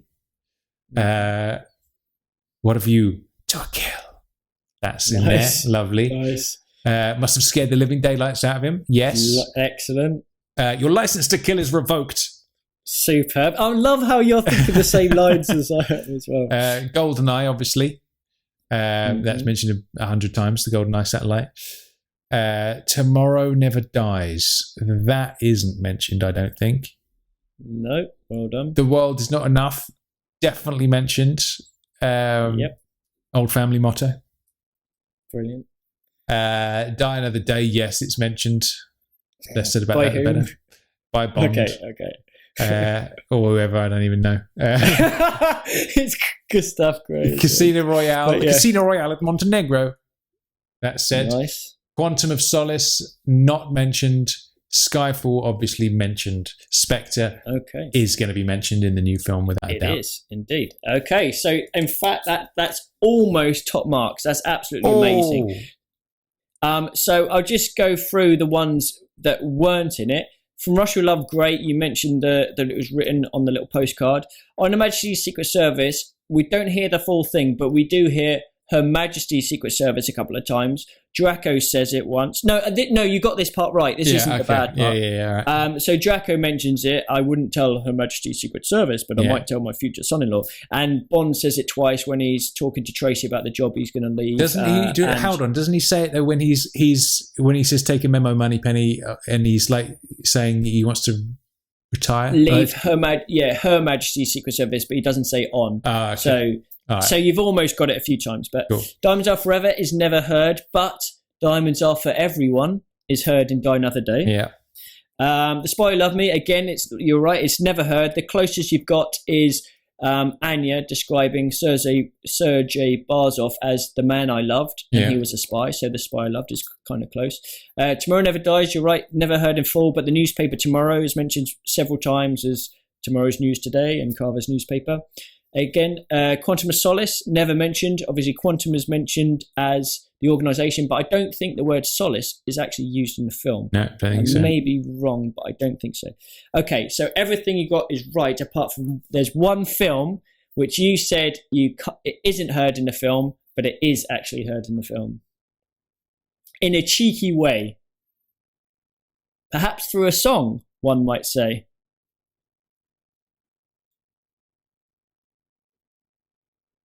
There is one where it is mentioned, but I said it wasn't. Through a song. Through a song. Oh, but of course. Live and Let Die, isn't it? Yes, man. There it Good is. one. Yeah, there it is. Brilliant. Of course it is. Yeah. What an idiot. Oh, good one, man. You caught me out there. That was good. That's cool. There we are. Bond trivia of the day. Okay, good stuff. So as we move on through the final part of this episode, what we should explain is obviously because we're switching up the format a little bit and we're going to be doing the 30 Days of Spectre all throughout November, what we'll be doing is retiring the Guess the Quote rounds and the music cues and all that kind of stuff. We'll bring that back in December when we come back with the usual format. So we won't be posting any new ones this week. We will just be answering last week's questions. So without further ado, let's crack on with the Guess the Quote round. Bond. James Bond. Very nice. Now, if I remember correctly, Chris, it was my quote last time, wasn't it? It was, and it was a bloody tricky one, if I remember correctly. It was a toughie, without a doubt. So I'm gonna perform it for you again, just to remind you. My quote from last week was, "Yes, Bliatch." Any ideas on that one? No, I don't know because there's only one thing that I think it might be, but I really don't know if it is. Do you mind if we hear it one more time, of course. Please? I'll give you a hint. It would be a lot higher pitched than what I can do. Yeah, that's what I thought it might be. But okay. Bliatch. Okay, that is good. Okay, so the one name that pretty much came to me straight away, which I haven't had any other sort of pop into my head, is kind of like it looks like a the person who's saying it is not very happy. I think it perhaps could be a Russian curse word, maybe. Oh, I think you might be on the trail, Chris. And I'm thinking that the potential person who said this enjoys a good squeeze. Oh, every now and then. Oh, he's got it. Go on, who is it? I think it might be Zinnia Zalgievna Onodop from GoldenEye. Done. Good stuff. She mentions it several times throughout the movie. Can you name me one of those occasions? I think she does it in the casino, doesn't she? When Bond bests her in the casino, and then she chucks the cards down. That's more of a biatch. Yeah. Yes. Okay. Well, give us a big one. Give us a big one. Yeah. Where would that happen? I'm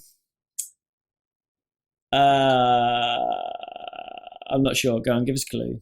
In the sauna swimming pooly, not the sauna, but the swimming pooly bit after he throws her over his head. Of course he does. Yeah, that's it. No more foreplay. No more foreplay. Yeah, that's it. Yeah, that's it. Oh, it's brilliant. It's cool. So do we know what it means? I don't know what it means, actually. Is it just an expletive? Is it just a Russian expletive? I wouldn't know how to spell it either. No, I'm just going to go over to Google Translate, Chris. I'm going to do this in real time, and I'm going to see. I'm going to see. I have no idea how you would spell Bliatch in Russian, but let's see. Do you know what the next stage for Google Translate is? Go on. Rather than typing anything in, you just put the language, and then you have a voice, a mic, and you go Bliatch, and then it's got to try and translate it from that. Yeah. Do you think that would work? Yeah, it's not coming up with anything. How on earth you spell Bliatch, I don't know. I don't know if we've got any Russian listeners or anybody who speaks Russian at the least, but if you know what Bliatch means, let us know because we'll be interested. We'll probably get an email. It means fuck, basically. Basically, yeah. Probably. Good stuff. So we won't have a new quote from you this week, Chris. You will return in December with the quote after we finish the Spectre coverage. But we did have a listener quote from Ed Perry last time, which was this one. Then I must die. So what do you reckon then, Chris? I reckon. I mean, the wording is quite memorable. I think that this particular line, as is the performance as well. Yeah, we get pretty much everyone that sends them in sort of nails it. It's quite impressive, to be honest. I think it might be from The Living Daylights. Do you agree? I was on that scent as well. Absolutely. Yes. What scene or what character do you think it is then? I would say there is a scene where there is some very quick blink and you miss it Bond girl boobies on display. and it would be soon after the Bond girl boobies. Notice how I use that as the reference point rather than anything else. Yeah, that's how you use that for everything. Absolutely everything. Yeah. So about 3 minutes before that, there was a bit where you saw some side boob. Is that the one that you're on about? That's the one. That's basically how you.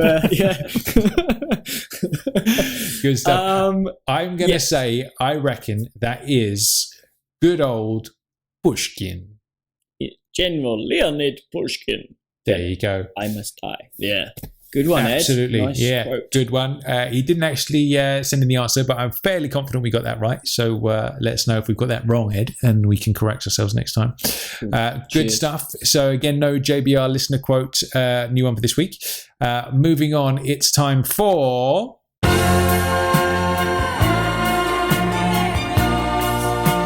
It's the music cue. Okay, once again, wonderful jingle there from Dan Gale. Good stuff. So, what did you have for us last time? Okay, so like with the other ones, I'll save the new one until December. So we had one last time, which you definitely knew the film. I think the film was quite an easy one to get, but what scene from the film, we'll have to wait and see. So let's have a listen and then see what you think. Okay.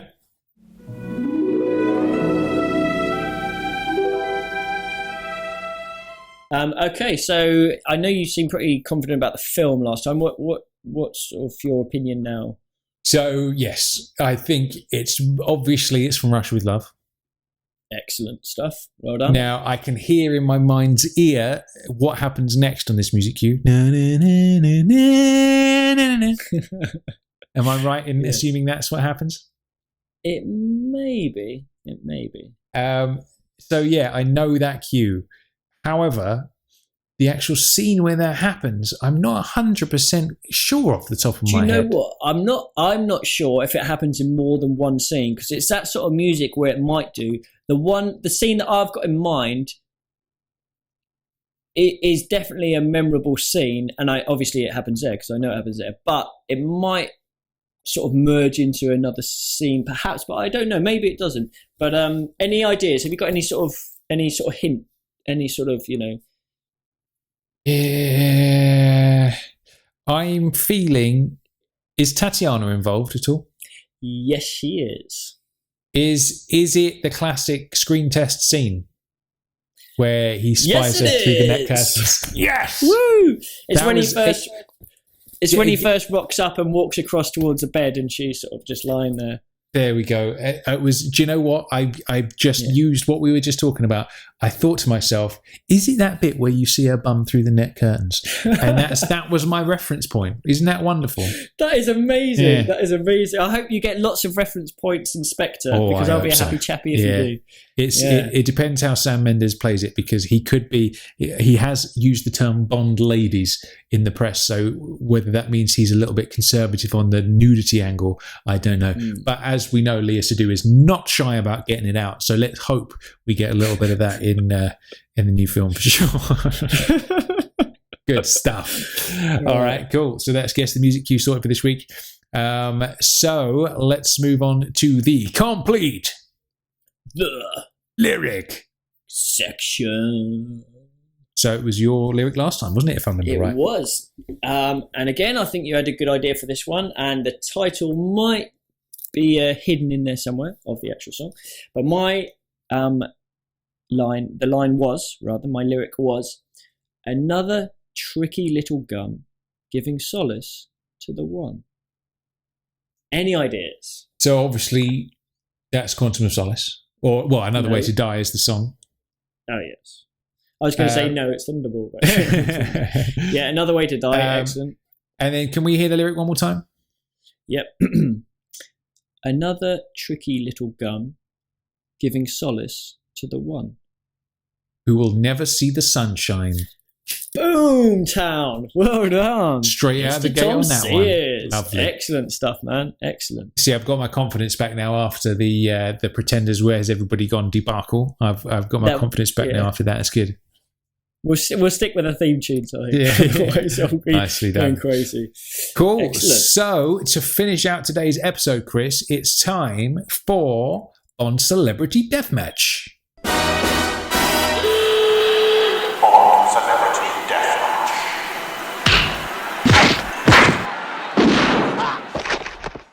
Okay, so now this is quite a special one to end on. Again, obviously, Celebrity Deathmatch not coming back till December, but it's quite fitting that this is the final round of the quarterfinals. So when we come back, we'll be straight into the semis. Now, we've got 3 people already into the semis who are Jaws, Xenia Zalgavna on the top, and Oddjob. So we've got 3 pretty heavy hitters already in the semis. Now, what we're going to do this time round, instead of the usual one-on-one, we're going to be doing a free-for-all between 3 in a 3-way fight with just one of them. So you would describe it as a threesome, would you, Chris? Is that how you would describe it? I'd say you could do if you wanted to. Yeah. Wonderful. Definitely. A battle of 3, shall we say. Okay, now, within our threesome, we have... Are you ready? Yes. Are you ready, Eddie? We have Mr. Emilio Largo, number 2. There he is. So he is in... We're going to call it a triangle this time. So he's in one corner of the triangle. In another corner of the triangle, we have Mr. Francisco Scaramanga. Very nice. With a golden gun. And in the final corner of the triangle, we have Ernst Stavro Blofeld from You Only Live Twice. Now, what do we think? That's quite the rogues gallery of Bond villains, isn't it, there? Right there and then. So, okay, I suppose we need to establish some sort of ground rules. Now, what is the rules for this particular engagement? Are we talking it's just like a Royal Rumble free-for-all, they're all in a room together, all having a scrap? Or how are you feeling about this? How do we play this? Well, initially, that's always the way that I imagined it, is because normally it's how their whole character, their background, their resources and stuff like this. But because it's this one-way sort of fight, one-off sort of fight, I think it almost should be the equivalent of being in a ring. Or do you think, obviously, there's one character out of this which that it's not going to help? Do you think we should go with that or not? What do you think? I think we should because what we usually do is we say, okay, if they were in a ring together, this person would clearly win, but this person has these resources, so maybe that makes them win. I think we could still make this work with the way that works. It was just it was throwing me off a little bit with the 3-way thing, but I think we can still make this work. So let's start off then with Scaramanga. So the man with the golden gun, he has 1 golden bullet, Chris. He does. Although he has several, but only 1 in the gun. That's true. He's got his little packet of cigarettes, hasn't he? Because he's got to kill more than 1 person in his lifetime. So he's got more than 1 bullet. All right, that is a good point. And he also has his revolver as well for shooting the champagne. The champagne, that's it. Excellent. So I would say, again, we never see Scaramanga in physical hand fisticuffs, but he is the best shot athletic as well in the world. He's obviously athletic. He's got a tracksuit. He obviously, he gets the job done in that regard. And he's very good at shooting. So that's fair enough. Let's take a look at Largo. Now, Largo's very strong. He's like a bulldog of a man, as we've said before. He did give Bond a good old run for his money and best him aboard the Disco Volante. So with help from colleagues as well. Of course, yeah, absolutely, that's true. But he's a tough cookie, that one. A bulldog of a man. His slight weakness, however, is a lack of depth perception because he's got the eye patch on, obviously. If you sling him a hook from the wrong angle, he's not going to see it, and all the rest of it. But that didn't seem to stop him aboard the Disco Volante. That's true. So there's that. So I would say Blofeld, not physically capable whatsoever.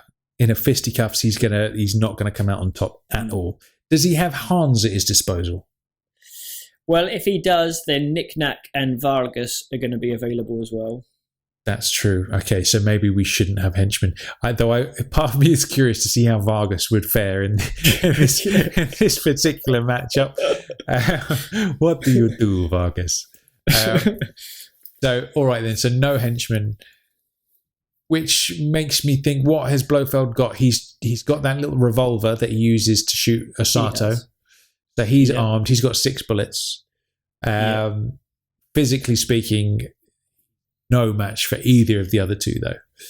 No. So I guess we should start by eliminating the first person, shouldn't we? Who's going to come last out of the 3? So How do you feel about that?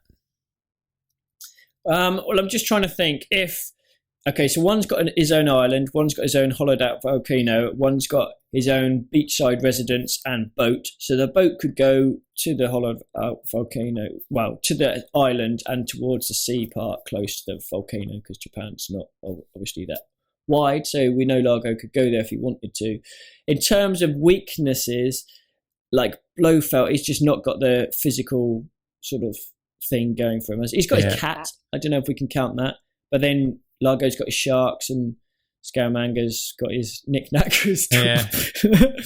I'm inclined to say that Blofeld, he's got his resources, he's got all his minions.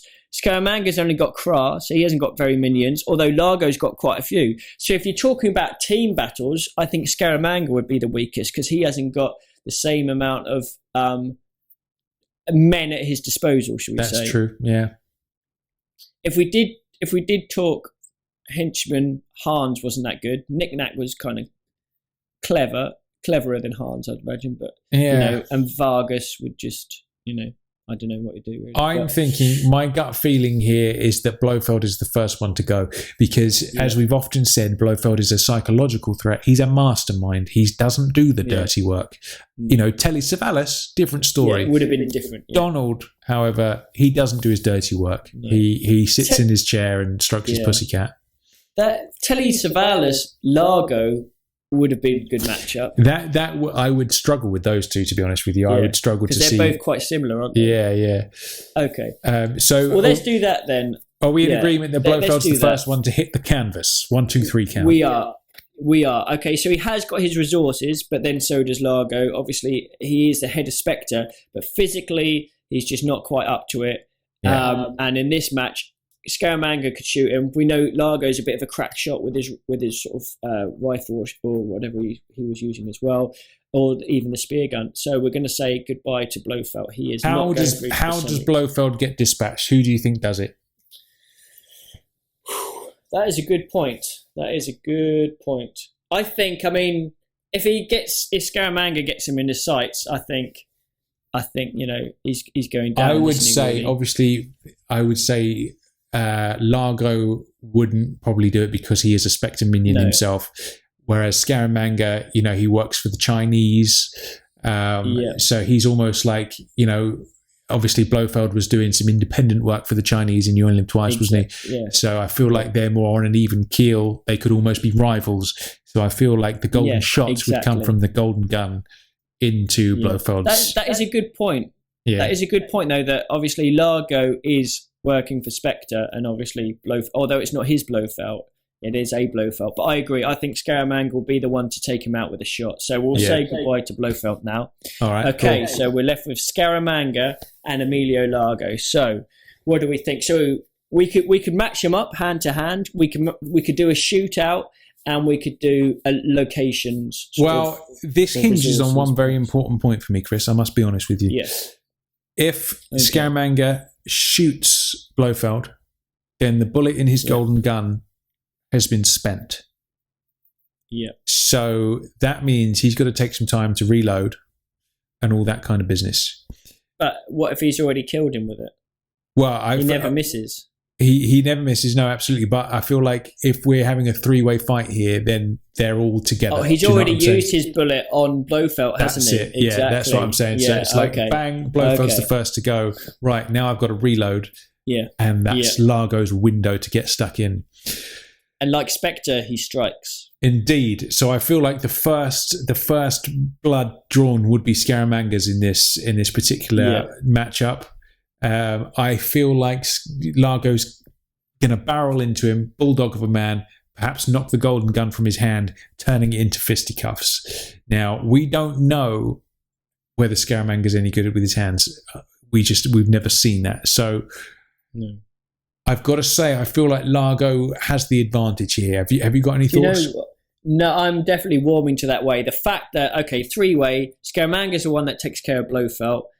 Largo and Scaramanga would be fighting, like you said, fisticuffs. Largo, I think, would although Scaramanga is athletic, we know he's tested quite a lot. He's good at rolling around and sliding down stuff. I think Largo would eventually get the upper hand.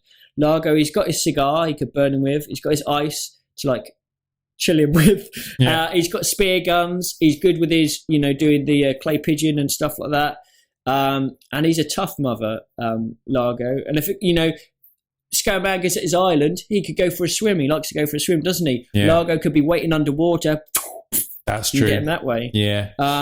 He could park the Disco Volante out of sight and then swim underwater to Scaramanga's island and wait for him to go swimming and then take him out. So I'm heavily leaning towards Largo, actually. Yeah, I'm struggling to find, once that golden bullet has been spent, I'm struggling to find a way Scaramanga would best Largo, because he is just that bulldog of a man. Obviously, there's the lack of depth perception for Largo and the blindness in one eye. Yeah. So there is that, but I think if it was a one-on-one, Scaramanga might have more of an upper hand with a gun. Obviously, Scaramanga has got his laser if Largo ever walked onto the island, but I don't think he'd have to. I think he'd be cunning enough to wait underwater, to wait for Scaramanga to go swimming and then take him out. Largo is very cunning, isn't he? He's very sneaky and very cunning and devious. Vicious as well. So vicious. I feel we've got to award this one to Largo. That's my gut feeling. I think we have. There we are. Okay, so Scaramanga will say goodbye. Made it to the quarters, but not quite the semis. And through to the semi-finals for next time. Emilio Largo joins the big boys and girl. Got an interesting semi-finals when we come back in December. There we do. Ooh. So there it is. So Bond Celebrity Deathmatch is on pause for the month of November while we do our 30 Days of Spectre coverage. We'll be returning in December, obviously, with our usual programming where Bond Celebrity Deathmatch will continue. So in all likelihood, Bond Celebrity Deathmatch will kind of end at the end of the year to round things off nicely, I would imagine. So there we go. Right then, Chris, that about rounds out today's episode, doesn't it? So it does. It's been a good How are you feeling, man? Are you more excited about Spectre? Are you less excited about Spectre after today's discussion? Well, I can't get less excited. I don't think that's possible. I'm almost like when we go to Blackpool tomorrow. As of Saturday, that'll be our first Bond sort of vibe, that envelops us. We'll be with like old Bond alumni. Okay, it might not be Spectre heavy, but there will be a buzz there. Yeah. People will be chatting. As soon as what I'm going to be playing when we drive up. I'm going to have the whole Bond soundtracks playing on loop the way up to Blackpool. So we're going to get that vibe going. When we get there, we're going to be buzzing. We'll see all these amazing Bond alumni, like loads of the old Bond girls. That's going to get us going. And from that point all the way through to like Wednesday when we finally collapse from exhaustion, I think it's just going to be unreal.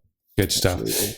So there we have it then. So make sure if you're in or around London on Monday, come and join us in Covent Garden at Scarlett's for lunch at 1:30. It's all going to be very sort of low-key and relaxed, with no dress code or any nonsense like that. We're just going to be chilling out, having a bite to eat, a couple of drinks, meeting everybody, having a good old chin wag and a chit-chat. And like we say, we'll bring our little on-location microphone with us so we can grab some of your thoughts for use on the podcast and stuff. Then obviously heading over to the Royal Premiere after that. And maybe we'll wave to you on the red carpet, Chris, as we walk in. We'll be doing that. What, like the Queen, you mean? Indeed, with the reverse wave, and then obviously we'll be racing over to Leicester Square for the 11:30 viewing after that, and then after that we'll be heading to the casino on Leicester Square to hang out until God knows what time in the morning. Probably, the sun will be up and everybody will be going to work the next day by the time we leave, I should imagine.